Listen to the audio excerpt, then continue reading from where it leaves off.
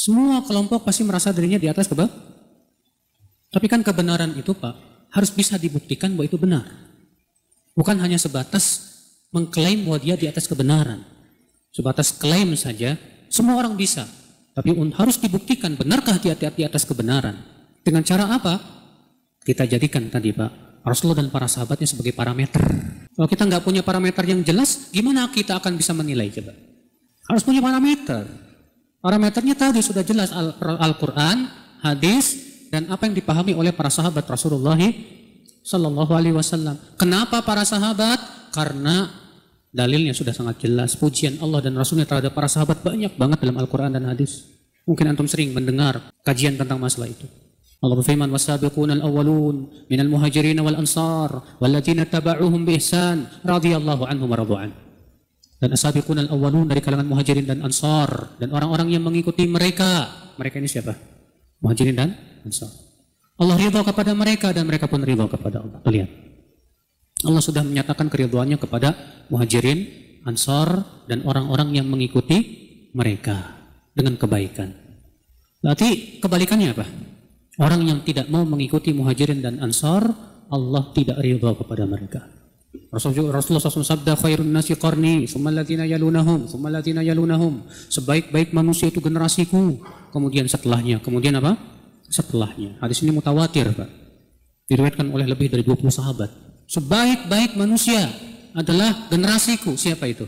Para sahabat. Kemudian setelahnya, siapa itu? Para tabi'in. Kemudian setelahnya, siapa itu? Para tabi'ut tabi'in. Ini 3 generasi yang sudah dinyatakan terbaik oleh Rasulullah Sallallahu Alaihi Wasallam.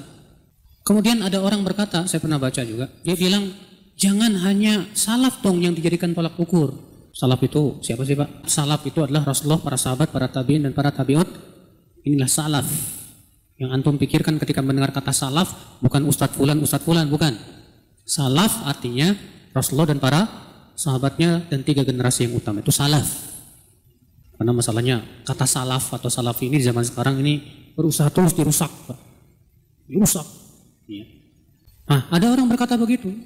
Jangan cuma salaf saja yang jadi tolak ukur. Kita juga harus jadikan ulama khalaf, orang-orang belakangan jadi tolak ukur. Kita katakan, Pak, kita menjadikan para salaf sebagai tolak ukur karena ada dalilnya jelas. Dalilnya dari Al-Quran ada. Itu tadi sudah kita bacakan, surat apa itu?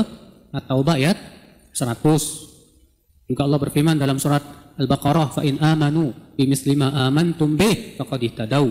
Jika mereka beriman dengan seperti yang apakah yang kalian imani, kalian di waktu itu siapa? Para sahabat.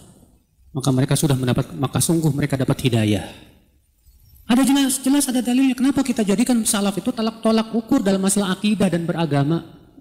Karena ada dalilnya, ada perintahnya dari Rasulullah SAW. Ketika Rasulullah SAW mengabarkan akan terjadi perpecahan dalam hadis riwayat Abu Daud, Tirmidzi, Nasa'i, dan Tirmidzi berkata hadis ini hasan sahih dari hadis Al-Irbad bin Sariyah. Kata Rasulullah, fa innahu man ya'ish minkum fasayara ikhtilafan katsira. Sesungguhnya orang yang hidup di antara kalian nanti akan melihat perpecahan yang banyak, Pak. Apa kata Rasulullah? Fa'alaikum bisunnati wa sunnatil khulafai rasyidin al-mahdiyyin. Maka wajib atas kalian saat itu berpegang kepada sunnahku dan sunnah khulafaur rasyidin. Tuh lihat, Rasulullah yang nyuruh. Saat terjadi perpecahan dan kita melihat perpecahan umat, yang Rasulullah perintahkan adalah pegang sunnahku dan sunnah khulafaur rasyidin. Ada perintahnya dari Rasul masalahnya. Sementara orang-orang belakangan, kita tidak pernah mendengar adanya dalil untuk dijadikan patokan. Yang ada adalah disuruh orang-orang yang terdahulu. Tapi kita yang belakangan harus mengikuti generasi yang terdahulu dalam tata cara agama, dalam berakidah, dalam beribadah, dalam semua sisi-sisi agama. Semua ulama belakangan wajib mengikuti ulama yang terdahulu. Karena yang terdahulu sudah jelas dapat pujian dari Allah dan Rasulnya. Mana yang lebih kita ridha ya Pak?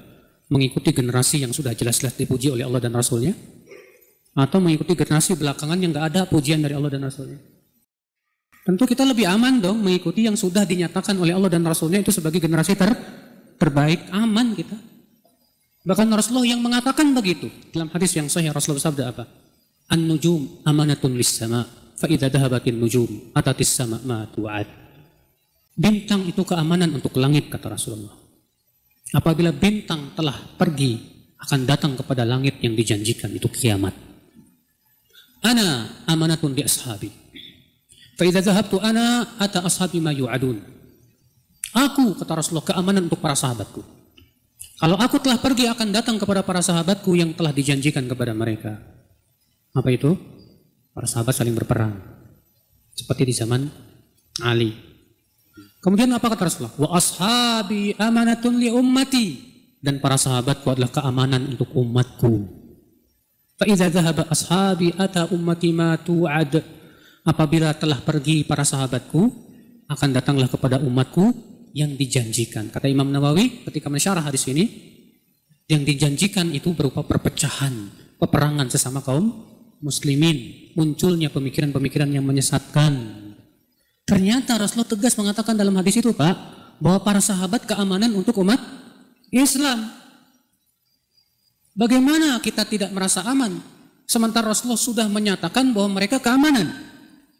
Maka orang yang merasa tidak aman dengan para sahabat, sungguh ia mendustakan Rasulullah sallallahu alaihi wasallam. Nah, akidah yang dari para sahabat ini yang harus kita pelajari. Bagaimana akidah mereka? Dan untuk mempelajari akidah para sahabat butuh waktu yang sangat panjang, Pak. Mengkaji kitab namanya, Pak. Iya, karena kitab-kitab yang menyebutkan tentang akidah para sahabat banyak sekali. Imam Ahmad bin Hanbal punya kitab namanya Aslus Sunnah. Anaknya Imam Ahmad yang bernama Abdullah bin Ahmad bin Hanbal punya kitab Syarhus Sunnah. Isinya pembahasan tentang akidah semuanya.